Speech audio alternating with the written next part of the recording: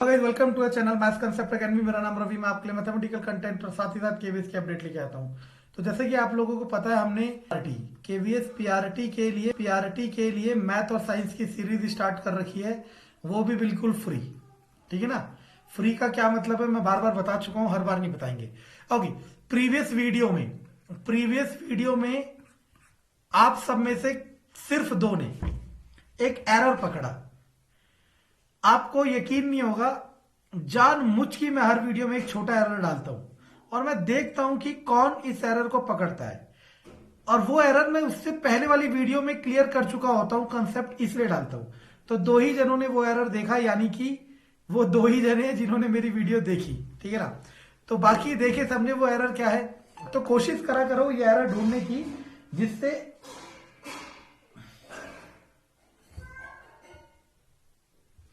कोशिश करा करो कि वो एरर ढूंढो जिससे आपको एक आदत बन जाएगी। ठीक है ना। वो एरर क्या था? न्यूटन थर्ड लॉ पे था।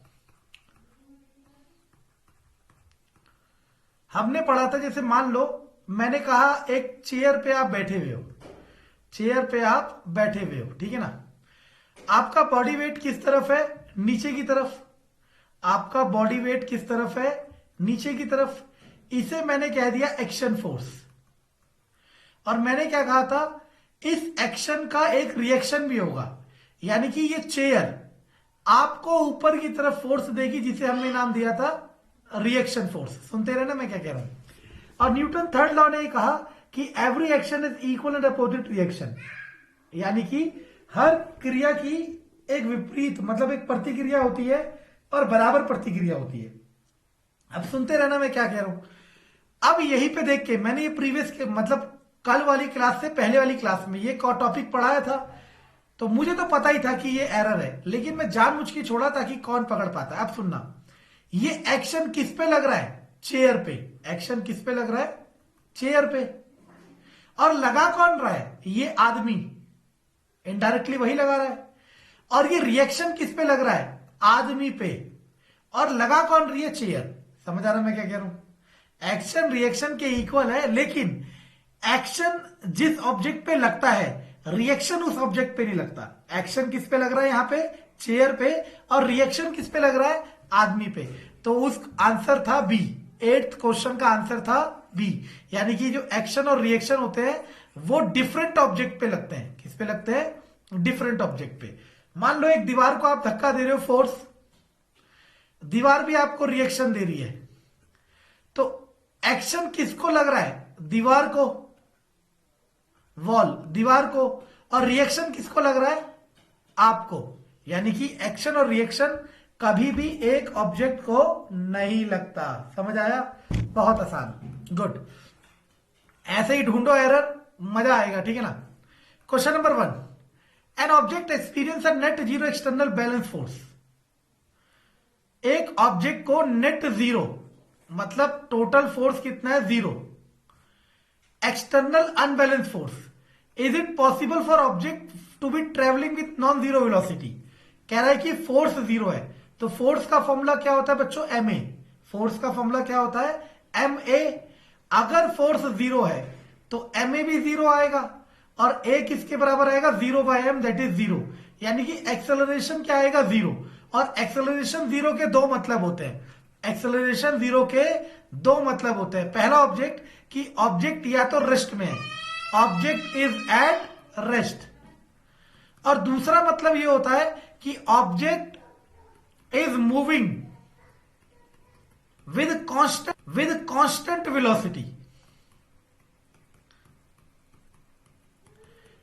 ऑब्जेक्ट या तो रेस्ट में है या फिर मूव कर रहा है किसके साथ? कांस्टेंट वेलोसिटी के साथ। ये दो मतलब होते हैं, ये दो मतलब होते हैं जो कि हम पहले क्लियर कर चुके हैं। सही है ना। तो जो भी मेरी क्लास रेगुलरली देख रहा है, मैं बार बार कह रहा हूं, डेफिनेटली हेल्प मिलेगी, नो डाउट। डेफिनेटली हेल्प मिलेगी, नो डाउट। और आपको बहुत मदद मिलेगी अगर आप ढंग से इसे समझते हो तो क्वेश्चन यही है कि क्या हर बार नॉन जीरो वेलोसिटी हो सकती है? हाँ, हो सकता है। कौन सा केस वाला पूछ रहा है? ये वाला। हाँ, ऐसा हो सकता है। कब? जब ऑब्जेक्ट किससे मूव कर रहा हो? कांस्टेंट वेलोसिटी से। अगर हो सकता है state the condition that must be placed on the magnitude direction of the velocity if no provide a reason. मतलब अगर होता है तो, अगर यस है ऐसी एक कंडीशन बताओ, नो है तो नहीं बताओ। तो हमने बता ही दिया कब हो सकता है। चलो question number 2, when a carpet beaten stick dust comes out it explain. ये कारपेट पे डस्ट पार्टिकल थे, तो कारपेट और डस्ट पार्टिकल दोनों किस में थे? रेस्ट में। कारपेट भी रेस्ट में था और डस्ट पार्टिकल भी रेस्ट में था। जब आपने कारपेट को स्टिक से पीटा, जब आपने कारपेट को स्टिक से पीटा तो आपने कारपेट को तो मोशन दे दिया, लेकिन डस्ट पार्टिकल किस में रहेंगे? रेस्ट में, क्योंकि डस्ट पार्टिकल कारपेट पे चिपके नहीं है, बस टिके हुए हैं। समझ आ रहा है मैं क्या कह रहा हूं? अगर ये चिपके होते तो वो डस्ट पार्टिकल भी कारपेट के साथ मोशन में आ जाते। तो आंसर आएगा कि dust particle fall down due to inertia of rest. ऐसा क्यों कहा जाता है कि गाड़ी की छत में जब सामान ले जा रहे हो तो उसे बांध के जाओ? ऐसा इसलिए कहा जाता है क्योंकि गाड़ी किस में आएगी? मोशन में, लेकिन ऑब्जेक्ट किस में रहेगा? रेस्ट में। Due to inertia of rest वो पीछे की तरफ गिर सकता है, इसीलिए हम उसे बांध के चलेंगे। A batsman hit a cricket ball with roll in the ground. कह रहा है कि एक बैट्समैन ने क्रिकेट बॉल को हिट करा और बॉल ग्राउंड में चलती जा रही है, धीरे धीरे धीरे धीरे धीरे वो रुक गई। कह रहा है हमने तो रोकी नहीं, लेकिन वो अपने आप रुक गई। क्यों? हमने बताया था फ्रिक्शन फोर्स। कहीं दिख रहा है? देखो,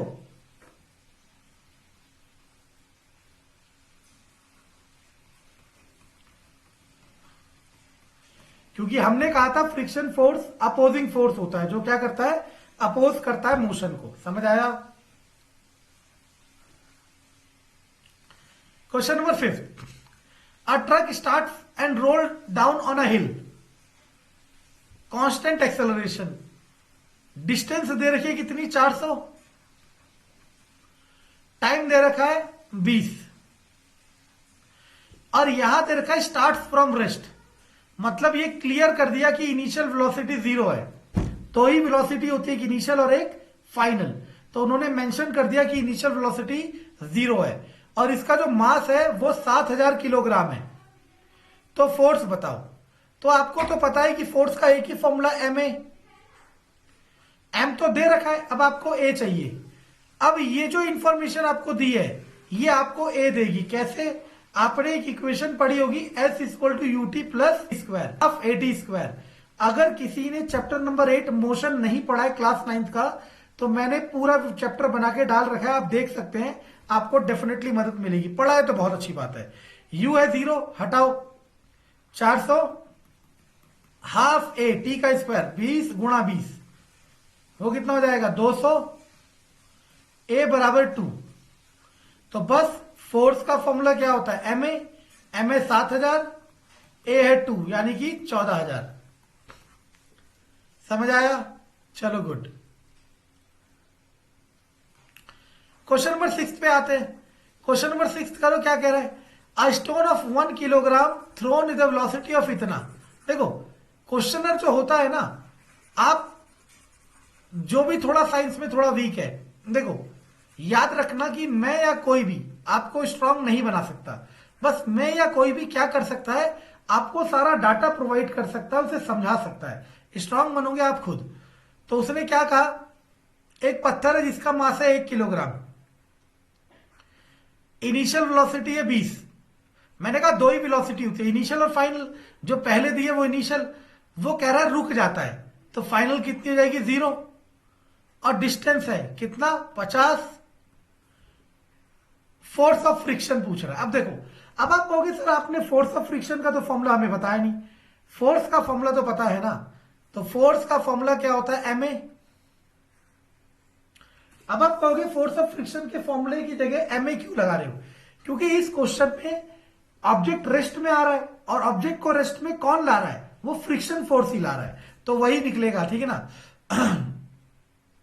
एफ की जगह देखो a नहीं पता तो a निकालना पड़ेगा। आपने एक इक्वेशन ये सुनी होगी, v square minus u square equal to 2as। अब आप में से कोई ये पूछ सकता है सर यही क्यों लगा रहे हो? क्योंकि हमें जो पता है ना, हम उस हिसाब से देखते हैं। ये तीनों पता है, v की जगह 0, u की जगह 400, 2 की जगह 2, a की जगह a, s की जगह 50, 100, तो a बराबर -4। तो फिर f बराबर ma, m कितना है 1, a कितना है -4, f बराबर -4 न्यूटन। और याद करो मैंने क्या बताया था, मैंने आपको ये बताया था कि फ्रिक्शन फोर्स की वैल्यू हमेशा क्या आएगी, नेगेटिव आएगी। हमेशा क्या आएगी, नेगेटिव आएगी। क्यों? क्योंकि वो अपोजिट डायरेक्शन में लगने वाला फोर्स है। समझ आया? गुड। क्वेश्चन नंबर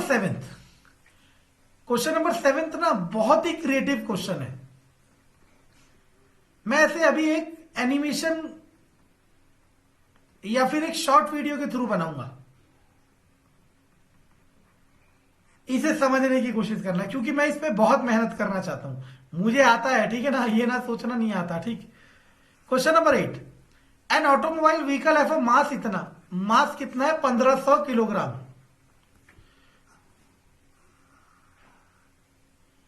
एक्सेलरेशन कितना है 1.7। कह रहा है फोर्स बताओ कितना लगेगा रोकने के लिए। तो फोर्स का फॉर्मूला आपने एमए पढ़ा है, 1500 गुणा 1.7, गुणा कर दो आंसर।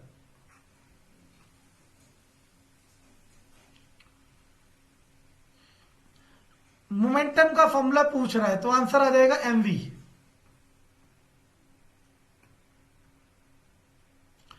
क्वेश्चन नंबर 10 देखो, बहुत क्लासिक क्वेश्चन है। क्लासिक मतलब बहुत अच्छा। Horizontal force of 200 newton, we intend to move a wooden block. एक वुडन ब्लॉक है, इसको मूव करने के लिए 200 न्यूटन का फोर्स लग रहा है, ठीक है ना। और किससे मूव कर रहा है, कांस्टेंट वेलोसिटी। ये दे रखा है कि अब ये कांस्टेंट वेलोसिटी से मूव कर रहा है। अब याद करो, जिसे पता होगा कांस्टेंट वेलोसिटी का मतलब क्या होता है, एक्सेलरेशन 0। और एक्सेलरेशन 0 का मतलब होता है फोर्स 0। यानी कि इस ऑब्जेक्ट पे जो नेट फोर्स होगा वो 0 होगा। नेट फोर्स होगा वो क्या होगा, 0। अब क्वेश्चन पढ़ो क्या कह रहा है। क्वेश्चन कह रहा है what is the friction force exerted.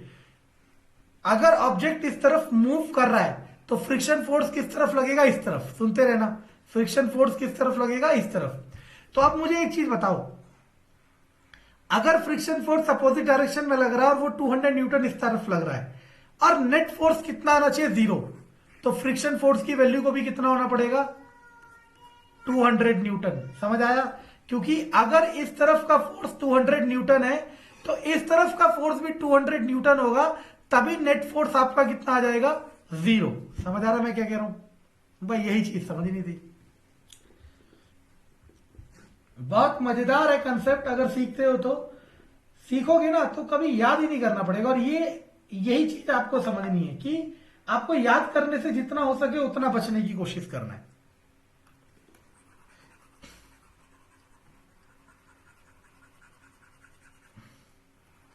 अगला कह रहा है 2 ऑब्जेक्ट्स ऑफ मास इतना। 11वां, 2 ऑब्जेक्ट ऑफ मास इतना, इसका मास भी 1.5 किलोग्राम है, इसका मास भी 1.5 किलोग्राम है, are moving in the same straight line but in opposite direction. मतलब एक इस तरफ जा रहा होगा तो एक इस तरफ जा रहा होगा। The velocity of each is इतना, इसकी वेलोसिटी 2.5 है तो इसकी वेलोसिटी भी 2.5 है। अब कोलिजन हो गया इन दोनों का। ओके, कोलिजन होने के बाद दोनों एक दूसरे से चिपक गए। अब नेट वेलोसिटी बताओ।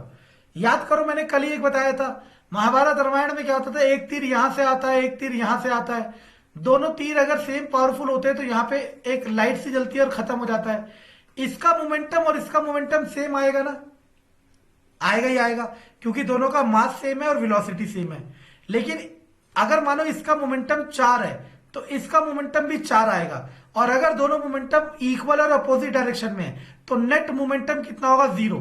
और मोमेंटम का मतलब होता है mass into velocity. That means उसका मास तो 0 हो नहीं सकता, यानी कि उनकी क्या 0 हो जाएगी, वेलोसिटी। तो इसका आंसर बिना मैथमेटिक्स से आप डायरेक्टली बता सकते हो कि कंबाइंड वेलोसिटी क्या आएगी, 0। और चाहो तो फॉर्मूला लगा लो, m1u1 plus m2u2 upon m1 plus m2। सुनते रहना। अब m1 कितना है 1.5, u1 कितना है 2.5 प्लस m2 कितना है 1.5, u2 कितना -2.5। माइनस क्यों आया समझ आया ना, क्योंकि हमने बताया था वेलोसिटी एक वेक्टर क्वांटिटी है, इस डायरेक्शन को प्लस लोगे तो इसको माइनस, आप चाहो तो इसको माइनस ले लो, फिर आपको ये प्लस लेनी पड़ेगी, दोनों में से एक ही केस कर पाओगे। और नीचे m1 प्लस m2, ये और ये वैल्यू इक्वल आएगी, बस अपोजिट साइन में कट के क्या हो जाएगा 0। और आप चाहो तो डायरेक्टली भी कर सकते हो जैसे मैंने बताया। क्वेश्चन नंबर 12 होमवर्क है, देखते हैं कौन कौन कमेंट में बता पाता है। क्वेश्चन नंबर 13 पे आते हैं। क्वेश्चन नंबर 13 कह रहा है हॉकी बॉल ऑफ मास इतना, देखो हॉकी का मास है, हॉकी बॉल का मास है कितना 200 ग्राम, इसकी वेलोसिटी थी 10 मीटर पर सेकेंड। एक हॉकी स्टिक ने इसे, हॉकी स्टिक के पास पहुंची, हॉकी स्टिक ने इसे उल्टा फेंक दिया मार के, अब वेलोसिटी हो गई 5। Calculate the magnitude of change in momentum, आप सुनते रहना। तो चेंज इन मोमेंटम निकालना है, डेल्टा पी का मतलब चेंज इन मोमेंटम। जिसने प्रीवियस वीडियो देखी है उसे मैंने बताया था क्या कि कभी भी किसी का भी चेंज निकालो, कभी भी किसी का भी चेंज निकालो तो एक ही चीज करनी होती है, एक ही चीज करनी होती है, क्या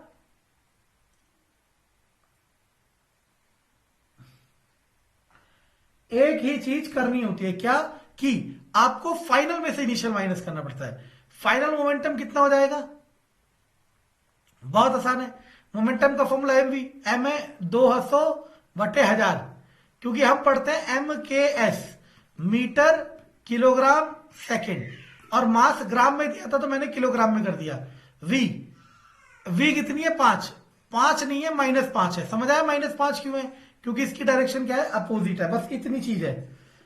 माइनस इनिशियल मोमेंटम, मोमेंटम का formula mass into velocity, sorry पहले की तो 10 है। अब इसे सॉल्व करना है, देखने की कोशिश करो। 1 2 1 2 गया, 2 से 5, 5 से 5, -1 तो ये बचा, 1 2 1 2 1 1 -2, तो आंसर आ गया -3, यानी कि चेंज इन मोमेंटम कितना हो गया 3।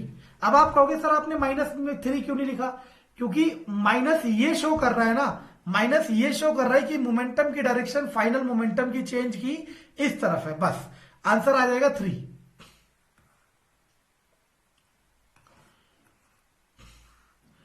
ये लगा रहा है, देखो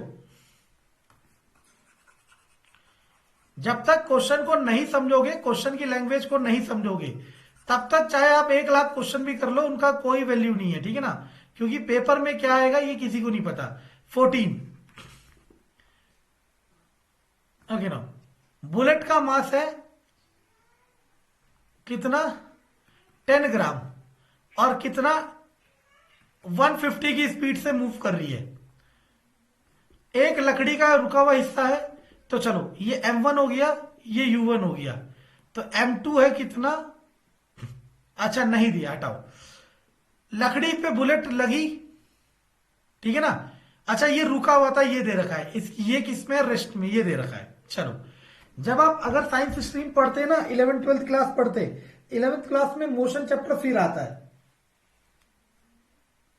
11th में मोशन चैप्टर फिर आता है, ठीक है ना, तो वहां पे क्या होता है, ये जो कार्डबोर्ड में गोली घुस रही है ना, इस कार्डबोर्ड की भी स्पीड दी होती है, फिर हम अलग कैलकुलेशन करते हैं, लेकिन आपके लेवल पे इतना नहीं आएगा। लेकिन कई साइंटिस्ट करा रहे हैं केवीएसपीआरटी को ये, जो कि ना बिल्कुल गलत है, ठीक है ना, आपको 10th तक का लेवल रखना है बस, ठीक। कैलकुलेट द डिस्टेंस, कितनी दूर तक अंदर बुलेट जाएगी ये पूछ रहा है, तो देखो अब सुनने की कोशिश करना। अच्छा टाइम दे रखा है 0.03, मतलब इतनी देर बाद बुलेट रेस्ट में आ गई, तो V कितना होगा 0, बुलेट रेस्ट में आ गई, तो बुलेट का इनिशियल वेलोसिटी है 150, फाइनल वेलोसिटी 0, और टाइम कितना है 0.03, और बुलेट का मास कितना है 150 नहीं 10 ग्राम, किलोग्राम में कर दो। अब सुनना मैं क्या कह रहा हूं, बहुत आसान कंसेप्ट है। अब क्या, पहले तो कह रहा है डिस्टेंस बताओ कितना दूर तक जाएगी बुलेट अंदर, इसके लकड़ी के अंदर, दूसरा कह रहा है फोर्स बताओ। तो पहले डिस्टेंस ही बता देता हूं। तो आपने पढ़ा है s equal to u t plus half a t square, और आपने पढ़ा है 2as equal to v square minus u square. दोनों में से कोई सी भी इक्वेशन निकालो, आंसर आ जाएगा। चलो मैं लगाता हूं, मानो मैं पहली लगाता हूं। एस तो दिया ही नहीं है, पूछ रहा है यू कितना है 150, टी कितना है 0.03 प्लस हाफ, ए भी नहीं दिया तो ए निकाल लेता हूं पहले। ए बराबर v minus u by t, that is 0 minus 50 by 0.03। तो 0.2 प्लेस हटा के 0, 1500 बाय 3, 3 पंजे 5000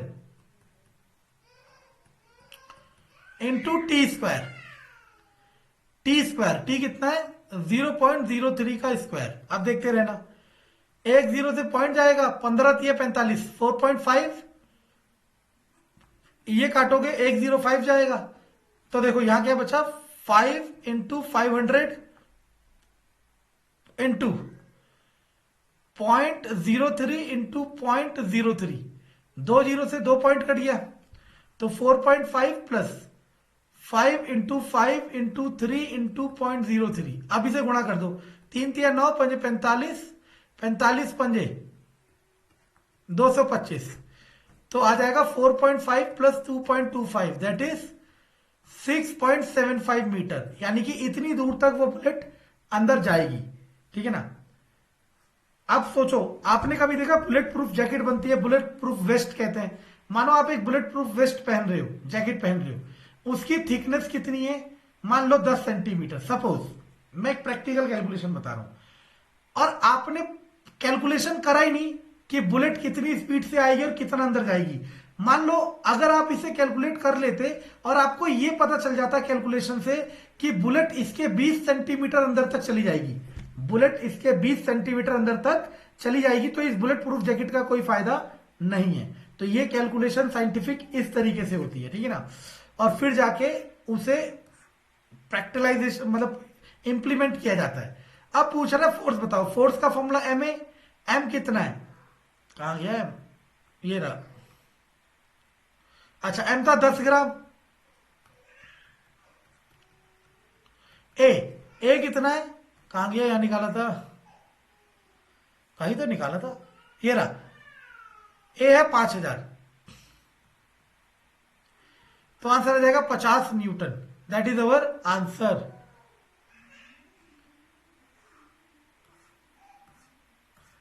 चलो कुछ ही क्वेश्चन है, ये भी कराए थे फटाफट। 18 से स्टार्ट करते हैं। How much momentum will be dumbbell of इतना किलोग्राम फ्लोर फॉल ऑन हाइट। देखो एक डंबल है जिसका मास है कितना 10 किलोग्राम, वो कितनी हाइट से गिर रहा है 80 सेंटीमीटर की हाइट से। We can write it 0.8 metre. क्यों, क्योंकि हम पढ़ते हैं एमकेएस, मीटर किलोग्राम सेकंड, भाई ये याद रखना है। डाउनवर्ड की तरफ जाओगे तो जी की वैल्यू लेनी है 10, ये उसने क्वेश्चन में कह रखा है। अब वो कह रहा है कि कितना मोमेंटम ट्रांसफर करेगा ग्राउंड को। देखो ये तो क्लियर बात है ना कि जब वो टकराएगा ग्राउंड से, तो उसके अंदर जितना भी मोमेंटम होगा वो ग्राउंड को ट्रांसफर करेगा, ये तो क्लियर है ना। यानी कि हम ये पता कर लें कि ग्राउंड में जब वो टकराता है उसके पास कितनी वेलोसिटी है। अगर हम ये कैलकुलेट कर लें कि जब वो ग्राउंड में टकरा रहा है तो उसके पास कितनी वेलोसिटी है, तो मोमेंटम तो इजीली निकल जाएगा। बस अब आपको याद रखना होगा कि जब भी किसी चीज को ऊपर से छोड़ा जाता है, तो उसकी इनिशियल वेलोसिटी 0 होती है। क्यों, क्योंकि जिस पॉइंट ऑफ टाइम पे आप इसे छोड़ रहे हो उस समय इसकी वेलोसिटी हम क्या मानते हैं 0 होती है। जैसे जैसे नीचे को मूव करेगा वेलोसिटी इंक्रीज करेगी। तो u है 0, s है 0.8, g है 10, v पूछ रहा है। तो आपने इक्वेशन पढ़ी है v square minus u square equal to 2as।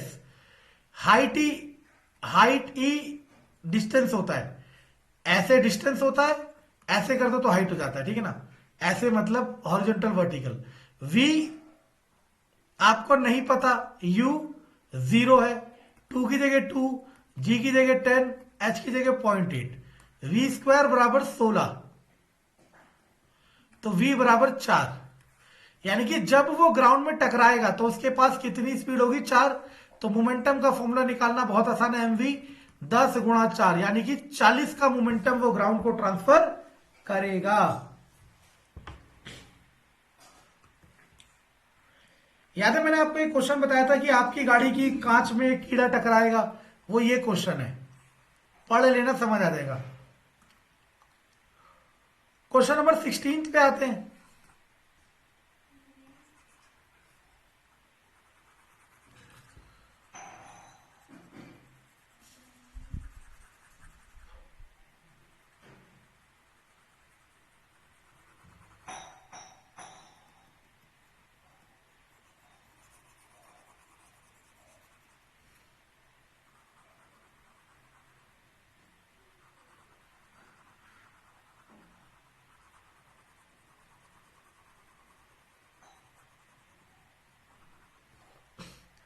सुनना, एक ऑब्जेक्ट ऑफ मास इतना, मास कितना है 100 किलोग्राम,